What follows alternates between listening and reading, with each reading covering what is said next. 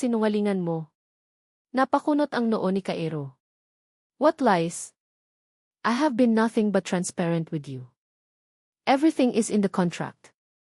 Isang mapait na tawa ang kumawala sa mga labi ni Thea. Ang kontrata. Nga pala. Lahat naman pala ay tungkol sa kontrata. Lumapit ito sa kanya, ang bawat hakbang ay puno ng hamon. Sagutin mo ako, Kairo. At gusto ko ng totoong sagot. Ano ang kaugnayan mo kay Marco Sandoval? Natigilan si Kairo. Hindi niya inaasahan ang tanong. Ang pagbanggit sa pangalan ni Marco ay nagdulot ng pamilyar na pait sa kanyang lalamunan. Bumalik ang lahat ng alaala, ang pagkakanulo ni Isabela, ang mga ninakaw na proyekto, ang kahihiyan. He's a business rival. Nothing more, malamig niyang sagot. Business rival, ulit ni Thea, ang boses ay puno ng sarkasmo. Ganoon ba ang tawag sa pagtingin ninyo sa isa't isa na para bang gusto ninyong magpatayan?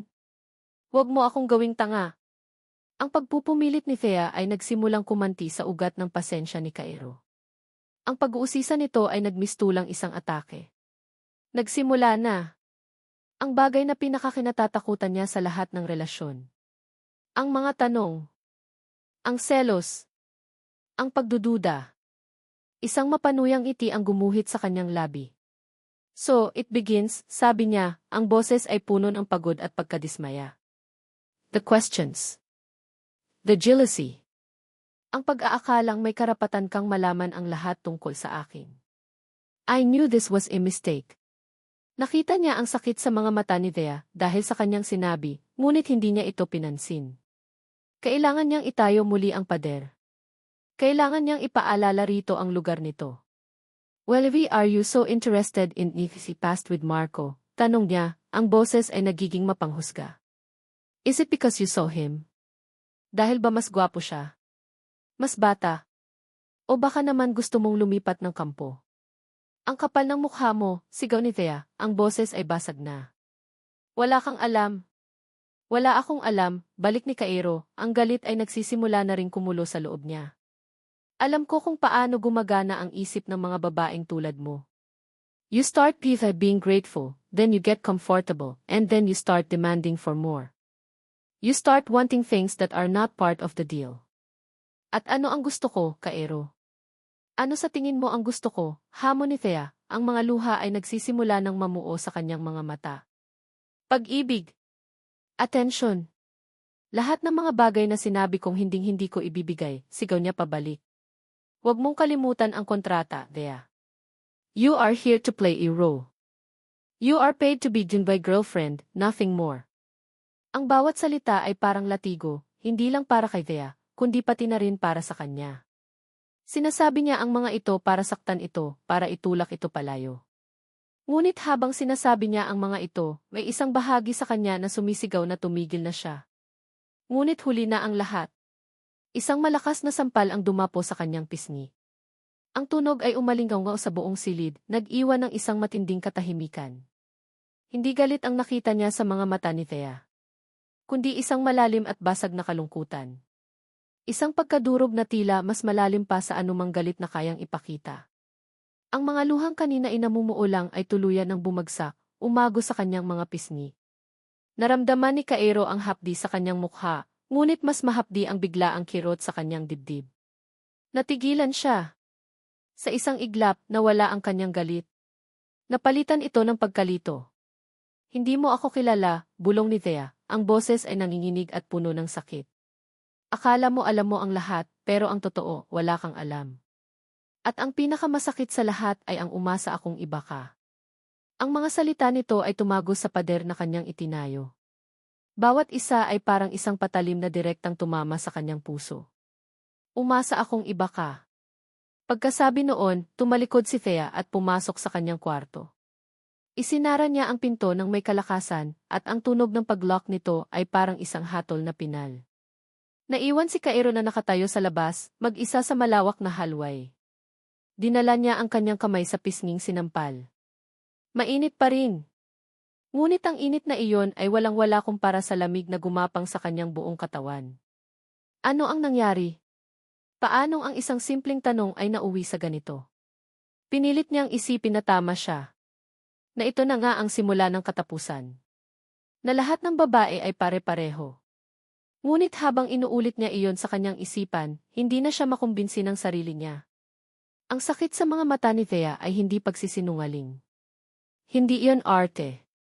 Iyon ay totoo. At ang katotohanang iyon ay sumisira sa lahat ng kanyang pinaniniwalaan. Pumunta siya sa kanyang study at nagsali ng alak. Lumagok siya ng diretsyo mula sa bote, umaasang papatayin ang pait ng alak ang kumakalat na laso ng pagsisisi sa kanyang sistema. Pero hindi. Ang alaala ng mukha ni Thea, ng mga mata nitong puno ng luha at pagkadismaya, ay mas malakas pa sa kahit anong alak. Ano ba ang hindi niya alam? Ano ang koneksyon ni Thea kay Marco Sandoval? Pinilit niyang baliwalain ito. Bahagi lang ito ng gulo. Isang komplikasyon. Bukas, paggising nila, kakausapin niya ito. Hihingi siya ng sorry, hindi dahil sa tingin niya ay mali siya, kundi para maibalik ang kaayusan. Para maipagpatuloy ang kontrata. Iyon lang ang mahalaga. Ang kontrata. Ngunit habang nakaupo siya sa dilim ng kanyang opisina, mag-isa, alam niya sa kaibuturan ng kanyang puso na hindi na ito tungkol sa kontrata.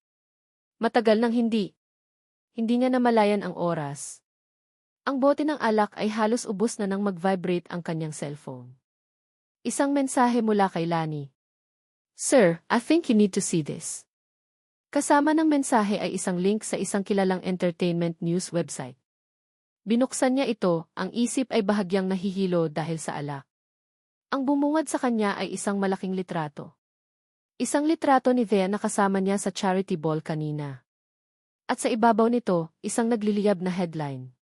Shocking revelation, Doug Estrella si Quero y Villa de Vive Mysterious Girlfriend, a love story at Kitty Price. Nanlaki ang mga mata ni Cairo. Mabilis niyang scroll pababa. Ang artikulo ay naglalaman ng mga detalyeng halos eksakto sa kanilang kontrata. Ang haba ng kasunduan. Ang mga benepisyong tinatanggap ni Thea. Ang kanyang sitwasyon sa pamilya. Lahat ay nandoon, pinalaki, at binaluktot para magmukha siyang isang walang kaluluwang milyonaryo at si Thea ay isang desperadang gold digger. At sa dulo ng artikulo, may isang maikling pahayag mula sa isang reliable source, kawawa naman ang babae. Pero mas kawawa si Cairo. He's just lonely. His ex-fiancée, Isabella, probably knows how vulnerable he can be. Isabella. Isang pangalan lang, ngunit sapat na iyon. Isang malamig at nakamamatay na galit ang pumalit sa lahat ng emosyon sa kanyang katawan. Hindi ito si Marco. Si Isabella ang may gawa nito. Para sirain siya. Para sirain si Thea. Mabilis siyang tumayo, ang pagkalasing ay biglang nawala. Kailangan niyang puntahan si Thea. Kailangan niyang ipaliwanag. Kailangan niyang...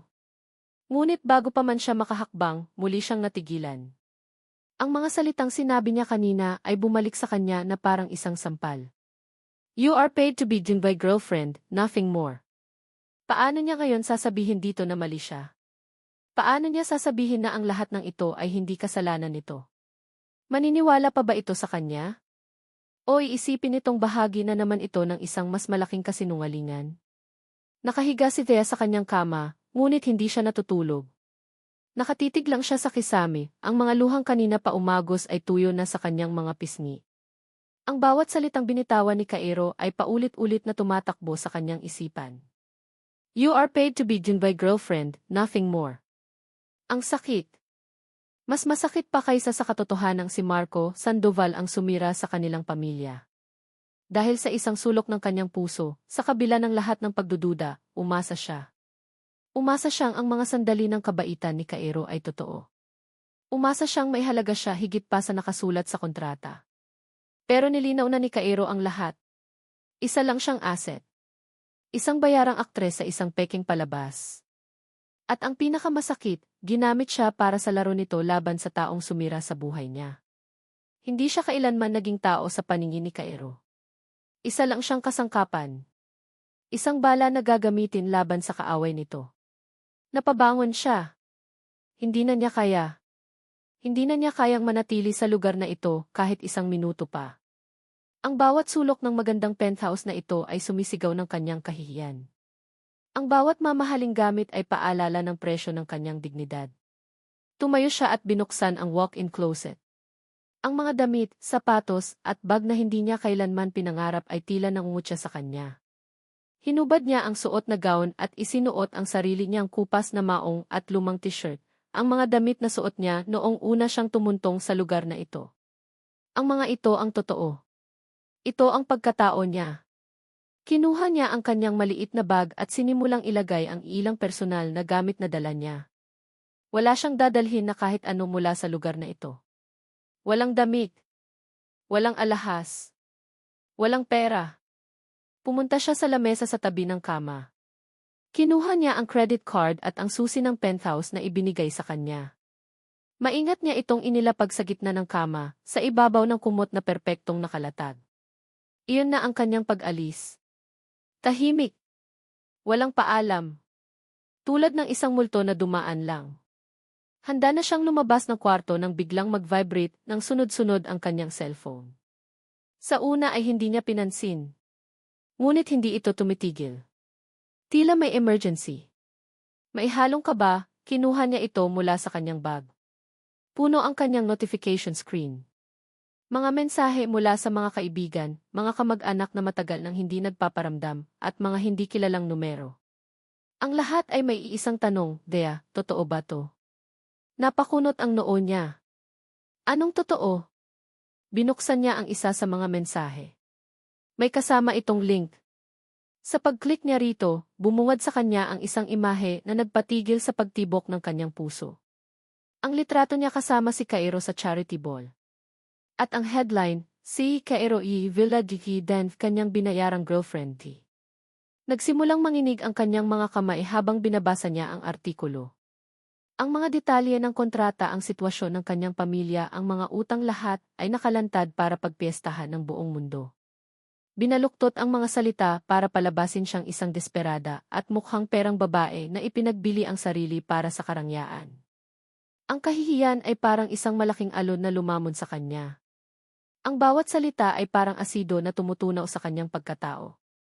Ito pala ang plano. Ito ang huling alas ni Cairo. Matapos siyang gamitin, itatapon siya sa kahihiyan. Hindi. Hindi si Cairo. Si Isabella. Nabanggit ang pangalan nito sa artikulo. Ngunit wala na siyang pakialam kung sino ang may gawa. Ang mahalaga, nangyari na. Ang sikreto nila ay nabunyag na sa pinakamalupit na paraan. At sa gitna ng kanyang pagkabigla, tumunog ang kanyang cellphone. Ang pangalan ng kanyang ina ang lumabas sa screen. Ma! Ito na ang kinatatakutan niya. Nanginginig niyang sinagot ang tawag. Hello, Ma? Anak, ang boses ng kanyang ina ay basag, puno ng pag-iyak. Anak, anong nangyayari? Nakita ko sa internet may pinadala sa akin ang kumare ko. Totoo ba ang mga sinasabi nila? Totoo ba ang... Anak, sabihin mo sa akin, hindi totoo, di ba? Ang bawat salita ng kanyang ina ay parang isang suntok sa kanyang sikmura. Ang babaeng pinilit niyang protektahan mula sa lahat ng sakit, ang babaeng pinag-alayan niya ng kanyang dignidad, ay umiiyak ngayon dahil sa kanya. Ma!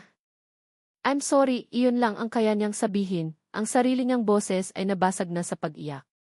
Ma, I'm so sorry, Di. Anak, umuwi ka na, mag-usap tayo please, ipagmamakaawa ng kanyang ina sa gitna ng mga hikbi. Opo, Ma, uuwi na po ako. Ibinaba niya ang tawag. Ang cellphone ay dumulas mula sa kanyang nanginginig na kamay at bumagsak sa sahig. Napasandal siya sa pader, ang lakas sa kanyang mga tuhod ay biglang nawala. Napaupo siya sa sahig, ang katawan ay nanginginig sa matinding pagtangis. Wala na. Gumuho na ang lahat. Ang kanyang pangalan, sira na. Ang kanyang dignidad, winasak. Ang puso ng kanyang ina, dinurog. At siya, naiwan siyang mag-isa sa gitna ng eskandalo. Walang pera. Walang trabaho. Walang reputasyon. Wala nang babalikan. Wala na siyang natira. Wala na. Ang umaga ay sumabog hindi sa sikat ng araw, kundi sa ingay. Ang ingay ng walang tigil na pagring ng mga telepono. Ang ingay ng mga news alert sa bawat screen. Ang ingay ng pagbagsak ng stock price ng La Estrella Prime Holdings sa unang oras ng kalakalan. Para kay Cairo de Villa, ito ay isang pamilyar na larangan ng digmaan. Dito siya magaling. Sa gitna ng krisis, ang kanyang isip ay nagiging kasintalim ng isang blade, at ang kanyang puso ay nagiging kasintigas ng isang bato. I want our legal team to send cease and desist order to every blog and news outlet that published the article. I want our cyber team to trace the source of the leak. I don't care how deep they have to dig. I want press statement ready in 1 hour, something that paints this as a malicious attack from our competitors. Move! Now! Ang mga utos niya ay umalingganggaw sa loob ng conference room. Ang kanyang AEC team ay kumikilos na parang mga sundalong sumusunod sa kanilang general. Walang emosyon. Walang pag-aalinlangan. Ito ang mundo niya. Ang mundo ng dahas at kapangyarihan. Damage control. Sir, sabi ng pinuno ng AEC team, isang veteranong babae na si Imres Jimenez. The public sentiment is leaning towards her being a gold digger. We can use that. We can paint her as an opportunist who took advantage of you. It's the easiest way to salvage your reputation. Tumingin si Cairo kay Imres Jimenez, ang kanyang mga mata ay malamig. No, Lee. Nagulat si Imres Jimenez. But sir, it's the most logical. I said no, putol ni Cairo, ang boses ay may bigat na nagpatahimik sa buong kwarto. You will not tarnish her name. Not a single word against her. Is that clear? Tumango ang lahat, puno ng pagtataka, ngunit hindi na nangahas magtanong. Iniwan ni Cairo ang nagkakagulong conference room at bumalik sa kanyang opisina. Ibinagsak niya ang sarili sa kanyang upuan, ang enerhiya ng krisis ay unti-unting nawawala. At sa pagkawala nito, pumasok ang ibang mga alaala. Ang sampal. Ang mga mata ni Thea na puno ng luha. Ang mga salitang binitawan nito. Umasa akong iba ka. Isang pamilyar na pait ang bumalik sa kanyang lalamunan, ngunit hindi na ito dahil sa pagtataksil ni Isabela. Ito ay dahil sa sarili niyang katangahan. Ang mga salitang sinabi niya kay Thea kagabi, mga salitang idinikta ng kanyang nakaraan, ng kanyang takot, ay mga kasinungalingan. At alam niya iyon. Biglang bumukas ang pinto. Pumasok si Lani, ang kanyang mukha ay balisa. Sir, I've been trying to call Ma'am Thea. Hindi po niya sinasagot ang telepono. The security at the lobby confirmed she left early this morning, around 5 dala lang po niya ang isang maliit na bag. Sa isang iglap, isang klase ng takot na hindi pamilyar kay Cairo ang gumapang sa kanyang sistema. Hindi ito ang takot ng pagkalugi sa negosyo. Hindi ito ang takot sa isang eskandalo. Ito ay isang personal at malalim na takot. Ang takot ng pagkawala. Nakausap mo ba ang ina niya? Tanong niya, pilit na pinapakalma ang sarili. Umiling si Lani. Sinubukan ko po, sir. Pero ayaw po akong kausapin. Umiiyak lang po. Tumayo si Cairo at mabilis na naglakad palabas ng opisina, pabalik sa penthouse. Ang bawat segundo sa loob ng elevator ay parang isang oras. Pagpasok niya sa penthouse, ang katahimikan ay nakakabingi. Walang amoy ng kape. Walang tunog ng walang buhay.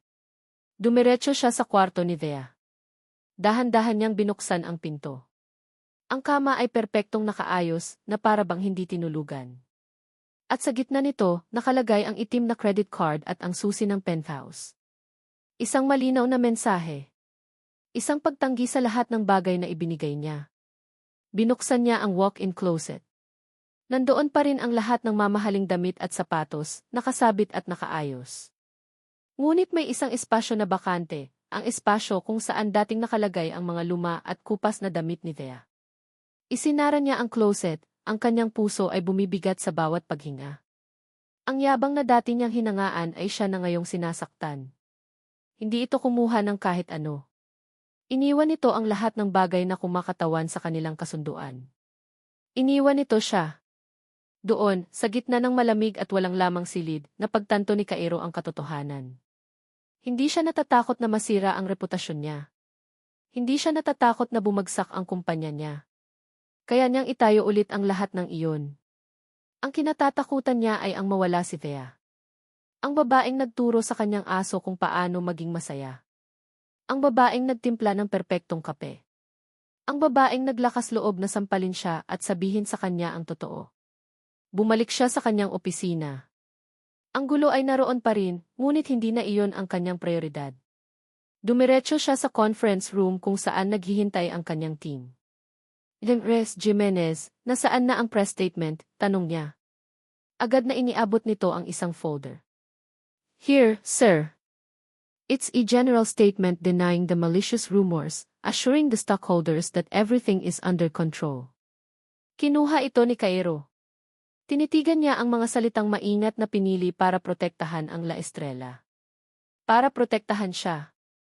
At sa harap ng kanyang naguguluhang team, dahan-dahan niyang ginusot ang papel sa kanyang mga kamay. Binuo niya ito hanggang sa maging isang maliit at walang kwentang bola. Cancel everything, utos niya, ang boses ay kalmado ngunit puno ng determinasyon na hindi pa nila naririnig dati. Cancel the press con. Don't care about the stocks. Don't care about the rumors. Itinaas niya ang kanyang tingin at sinalubong ang mga mata ni Lani. Find her. Bago pa man makakilos si Lani, nag-vibrate ang cellphone ni Cairo sa kanyang bulsa. Kinuha niya ito. Isang mensahe mula sa isang hindi kilalang numero. Binuksan niya ito. Ito ay isang litrato. Isang litratong kuha mula sa malayo. Nakaupo si Thea sa isang mesa sa loob ng isang maliit na coffee shop. Nakayuko, ang mukha ay nakatago sa kanyang mga kamay. Mukha siyang pagod, malungkot at nag-iisa. At sa ilalim ng litrato may isang maikling mensahe. Mula kay Marco Sandoval. Looks like you lost something important. If you want her back, let's talk. Hindi alam ni Thea kung gaano na siya katagal nakaupo sa loob ng maliit na coffee shop. Pagkatapos niyang makausap ang kanyang ina, hindi niya alam kung saan pupunta. Hindi pa niya kayang umuwi at harapin ang nanay niya. Hindi pa niya kayang harapin ang mga kapitbahay na siguradong nagbubulungan na. Kaya napadpad siya dito, sa isang lugar na hindi pamilyar, nagtatago mula sa mundo. Ang kanyang cellphone ay nakasilent, ngunit ramdam niya ang bawat pag-vibrate nito sa loob ng kanyang bag, bawat isa ay parang isang batong ibinabato sa kanya. Miss, isa pa pong kape. Napatingala siya. Isang waiter ang nakatayo sa tabi niya. Ito na siguro ang pang-apat na tasa ng kape na inorder niya. Tumango lang siya. Kailangan niya ng kahit anong pampagising. Pakiramdam niya ay isa siyang bangungot na hindi matapos-tapos. Ilang sandali pa, isang anino ang tumabon sa kanyang lamesa. Akala niya ay ang waiter lang, ngunit nang mag-angat siya ng tingin, isang pamilyar at nakakakilabot na ngiti ang sumalubong sa kanya. Si Marco Sandoval. Alvia Reyes, right, sabi nito, umupo sa silyang nasa harapan niya nang walang paanyaya. Fancy meeting you here. The world is indeed a small place. Otomatikong nanigas ang katawan ni Thea. Ang lahat ng dugo sa kanyang katawan ay tila umakyat sa kanyang ulo. Ang taong sumira sa kanyang pamilya ay nasa harapan niya, ngumingiti na para bang isa lamang itong matagal ng kaibigan. Anong kailangan mo sa akin? Mariin niyang tanong, ang boses ay puno ng galit na pilit niyang kinokontrol. Relax, sabi ni Marco, itinaas ang dalawang kamay na parang sumusuko. I'm not here to cause trouble. In fact, I'm here as a friend. Nakita ko ang balita. It's a terrible thing what Cairo did to you. Napakunot ang noo ni Thea. Wala kang alam. Oh, I know more than you think, sabi ni Marco, ang ngiti ay hindi nawawala. I know Cairo de Villa. He uses people.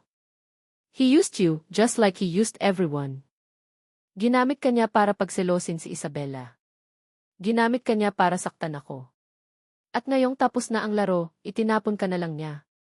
That's his style. Ang bawat salita ni Marco ay tumatama sa mga sugat na sariwa pa.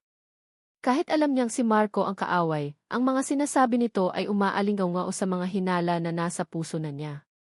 Ano bang gusto mo? Tanong ni Thea, ang boses ay pagod na. I'm here to offer you help, sabi ni Marco, ang boses ay nagiging malambing, puno ng peking simpatsya. It's chance to get back at him. Join me. Sama ka sa akin at sisirain natin siya. We'll expose him for the monster that he truly is. Justice for you and for your family. Justice. Ang salitang iyon ay parang isang bitag. Ang paghihiganti ay isang nakakatuksong alok. Ngunit nang tumingin siya sa mga mata ni Marco, wala siyang nakitang hustisya. Ang nakita niya ay ang parehong kasakiman at kasamaan na sumira sa kanila. Hindi ko kailangan ng tulong mo, matigas niyang sagot. Ang ngiti sa mukha ni Marco ay unti-unting nawala. Napalitan ito ng pagkainis. You're making a mistake, Thea. You think you're strong enough to fight him alone? He will crush you. He will make sure you never get a job in this city again. Sa akin, may pag-asa ka. Sa kanya, wala. Mas gugustuhin kong walang-wala kaysa pumatol sa isang katulad mo. Biglang tumayo si Marco, ang pagiging kalmado nito ay tuluyang naglaho. Hinawakan nito ng mahigpit ang braso ni Thea. Don't be a fool. You have no one. Your mother is probably ashamed of you. You are nothing. Get your hands off her, Sandoval. Isang boses ang pumutol sa tensyon. Isang boses na malamig, ngunit para kay Thea, ito ang pinakamagandang tunog na narinig niya sa buong araw. Nakatayo sa may pinto si Cairo de Villa. Ang kanyang mukha ay blanko, ngunit ang mga mata niya ay nag-aapoy sa galit habang nakatingin sa kamay ni Marco na nakahawak sa braso ni Thea. Binitawan ni Marco si Thea na parang napaso. Isang mapanuyang ngiti ang muling bumalik sa kanyang labi. Well. The great Cairo de Villa, coming to the rescue. How predictable. Naglakad si Cairo papalapit sa kanila, ang bawat hakbang ay may bigat. Hindi niya tiningnan si Thea. Ang kanyang mga mata ay nakapako kay Marco. I told you to stay away from her, sabi ni Cairo. Or what? You'll ruin me, tawa ni Marco. You can't ruin me, Cairo. I'm already on top. While your company stocks are plummeting as we speak. This little scandal of yours is costing you millions. Don't care about the money, sagot ni Cairo, ang boses ay nanatiling kalmado. Of course, you don't. Because this was never about money, was it? It was always about her, sabi ni Marco, itinuro si Thea. This girl. Nagawa niyang paikutin ang isang Cairo de Villa. I'm impressed. Tumingin si Marco kay Thea. Alam mo ba, iha, kung bakit ganito na lang ang galit sa akin ni Cairo? It's not just because of business. It's because of his precious Isabella. Ang babaeng mas pinili ako kaysa sa kanya. Ito na. Ang huling piraso ng katotohanan. Ngunit bago pa man makapagsalita si Thea, nagsalita si Cairo. At sa pagkakataong ito, hindi kay Marco, kundi sa kanya. Thea, sabi ni Cairo, sa wakas ay tumingin sa kanya. Ang mga mata nito ay puno ng isang emosyon na hindi niya pa nakikita dati, pagsisisi. Malalim na pagsisisi. Nagsimula ito sa isang kontrata, pag-amin niya, ang boses ay malinaw at sapat na para marinig ng lahat sa loob ng coffee shop. At nagsinungaling ako. Hindi dahil sa gusto kitang gamitin. Kundi dahil natakot ako. Huminga siya ng malalim. Natakot akong aminin na mula pa lang noong unang araw, noong sinabi mong hindi ka binebenta, may nakita na akong iba sa'yo. Natakot akong aminin na ang bawat araw na kasama kita, unti-unti mong winawasak ang mga pader na itinayo ko. Natakot akong aminin na totoo ang naramdaman ko noong ipinagtanggol kita. At natakot akong aminin ang nararamdaman ko ngayon. Tumingin siya ng diretso sa mga mata ni Thea. Sinira ni Marco ang negosyo ninyo. At sinira din niya ako noon. Pero hindi ko alam. Thea, maniwala ka sa akin, hindi ko alam na iisa ang taong nanakit sa atin. Nalaman ko lang ang tungkol sa pamilya mo nang imbestigahan ko si Marco pagkatapos ng huli nating pag-aaway. I swear to you. Pero Thea, mahal kita. At yan ang totoo. Natigilan si Thea. Natigilan si Marco. Ang buong coffee shop ay tila huminto sa pag-ikot. Ang pag-amin ni Cairo ay parang isang bombang sumabog sa gitna ng lahat. Isang katotohanang mas malakas pa sa lahat ng kasinungalingan at eskandalo. Sa gitna ng katahimikan, biglang bumukas ang pinto ng coffee shop. Pumasok ang dalawang pulis. Marco Sandoval, you are under arrest for corporate fraud and economic sabotage, sabi ng isang pulis, dire-diretsong lumapit kay Marco. May hawak itong warrant. Gulat na napatingin si Marco kay Cairo. UG. I've been building this case against you for years, sabi ni Cairo. And your little stunt this morning just gave Juno lawyers the final piece of evidence they needed for witness tampering. Habang pinapusasan si Marco, ang mga mata nito ay puno ng galit na nakatingin kay Cairo. Ngunit si Cairo ay hindi na nakatingin sa kanya. Nakatingin na siya kay Thea. Ang kanyang mukha ay puno ng sakit, ng pagod, ngunit higit sa lahat, ng isang desperadong pag-asa. Thea. I'm sorry. Ang ingay ng coffee shop ay unti-unting bumalik matapos mailabas ng mga pulis si Marco Sandoval. Ang mga bulungan ng mga usisero ay nagsimula ng marinig. Ngunit para kay Thea, ang tanging naririnig niya ay ang malakas na pagkabog ng kanyang puso at ang mga huling salitang binitawan ni Cairo. Mahal kita. At yan ang totoo. Thea. I'm sorry. Nakatayo lang silang dalawa sa gitna ng lahat, ang mga mata ay nakatitig sa isa't isa. Hindi alam ni Thea kung ano ang sasabihin. Ang galit na kanina ay nag-aalab sa kanyang dibdib ay napalitan ng isang nakakalitong halo ng sakit, ginhawa at pag-asa. Let's get out of here, sabi ni Cairo, ang boses ay mahina.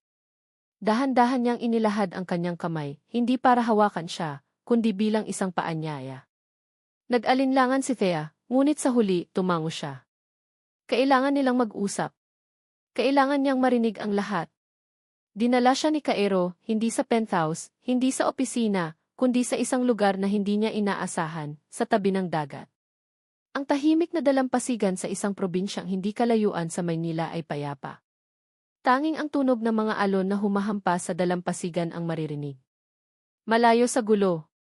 Malayo sa eskandalo. Umupo sila sa buhangin, may ilang talampakang pagitan sa kanila. Matagal silang walang imik. Parehong nakatingin sa papalubog na araw. The way father used to take me here, basag ni Cairo sa katahimikan. Bago siya naging abala sa pagpapalago ng La Estrella. Sabi niya, dito raw, kahit gaano kalaki ang mga problema mo, laging may pag-asa sa pagdating ng bagong umaga. Tumingin siya kay Thea. Noong umalis ka sa penthouse, dito ako gustong pumunta. Pero natakot ako. Natakot akong harapin ang sarili ko. Ibinigay ni Cairo sa kanya ang isang folder. Ang parehong folder na hawak ni Emrys Jimenez kanina. This was supposed to be our press statement. It would have saved the company. It would have saved Jing's reputation. Binuksan ito ni Thea. Binasa niya ang mga salitang maingat na pinili para idiin na siya ang may kasalanan, na siya ay isang oportunista. But I couldn't do it, sabi ni Cairo. Because none of it was true. The real opportunist was me. I was the one who was desperate. Desperate for control. Desperate to find someone who wouldn't hurt me like Isabella did. At nakita ko sa iyo ang isang taong may pride, isang taong akala ko ay hindi marunong magmahal. I was wrong. Mali ako sa lahat. Inilabas ni Cairo ang isa pang folder mula sa kanyang sasakyan. Mas makapal ito. This is the result of his investigation on Sandoval. Nagsimula ito bago pa man kita makilala. Pero nang malaman ko ang koneksyon mo sa kanya, ipinagpatuloy ko ito. Para sa'yo. Lahat ng ebidensya ng panloloko niya sa kumpanya ng tatay mo ay nandyan. Kinuha ito ni Thea. Binuklat niya ang mga pahina. Ang mga dokumento, mga bank statement, mga testimonya, ang katibayan ng lahat ng sakit na dinanas ng kanyang pamilya ay nasa kanyang mga kamay. Isang bigat ang tila na bunot mula sa kanyang dibdib. Isang bigat na matagal na niyang pasan-pasan. Nasaktan ako, Cairo. Sobra, sabi ni Thea, sa wakas ay nagsalita, ang boses ay nanginginig. Ang mga sinabi mo kagabi ang isipin na ginamit mo lang ako iyon ang pinakamasakit sa lahat. I know. And I will spend the rest of my life making it up to you. If you'll let me, sabi ni Cairo, ang boses ay puno ng pagsisisi. Those words. I said them because I was scared. Dahil sa ginagawa mo sa akin. You were making me feel things, promised myself I would never feel again. Sinabi ko ang mga iyon para saktan ka, para itulak ka palayo. Para protektahan ang sarili ko. It was the most cowardly thing I've ever done. Tumingin si Thea sa kanya. Sa unang pagkakataon, nakita niya ang totoong Cairo de Villa. Hindi ang aroganteng sihi. Hindi ang nasaktang lalaki na nagtatago sa likod ng pera, kundi isang taong marunong masaktan, marunong magmahal, at marunong aminin ang kanyang pagkakamali. Pero nakita ko kung sino ka talaga kanina, pagpapatuloy ni Thea. Noong hinarap mo si Marco. Noong inamin mo ang lahat sa harap ng maraming tao. Noong pinili mo ako kaysa sa kumpanya mo. Hindi niya sinabing pinapatawad na niya ito. Hindi ganoon kadali iyon. Ang mga sugat ay malalim. Ngunit sa paglubog ng araw sa kanilang harapan, naramdaman niya ang isang bagong simula. Isang simula ng paghilom. Kinabukasan, ginulat ni Cairo ang mundo ng negosyo. Tumawag siya ng isang press conference. Ngunit hindi para itanggi ang mga paratang. Sa harap ng daan-daang kamera, inamin niya ang lahat. Inamin niya ang tungkol sa kontrata. Ngunit hindi niya sinisi si Thea. Sa halip, isinalaysay niya ang desperadong sitwasyon nito at kung paano niya ito ginamit para sa sarili niyang makasariling dahilan. The fault is mine and mine alone, sabi niya, nakatingin ng diretsyo sa kamera na para bang si Thea lang ang kanyang kinakausap. Miss Alve Reyes is a woman of integrity and pride, and I took advantage of her situation. Publicly apologize to her and her family for the pain and humiliation have caused. She deserves nothing but respect. Nanonood si Thea sa telebisyon mula sa kanilang maliit na apartment. Nakauwi na siya.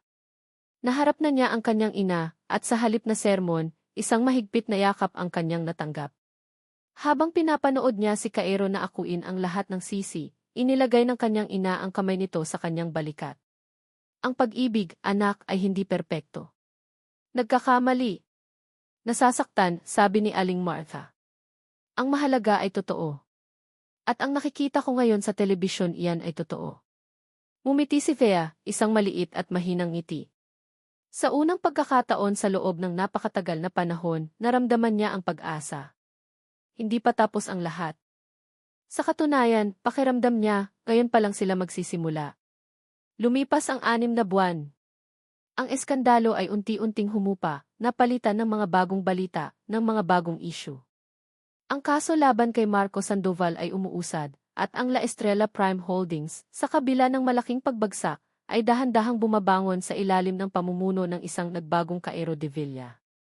Ngunit ang mga pagbabagong iyon ay hindi ang pinakamahalaga para kay Cairo. Ang pinakamahalagang pagbabago ay nangyayari sa isang maliit na classroom sa isang unibersidad.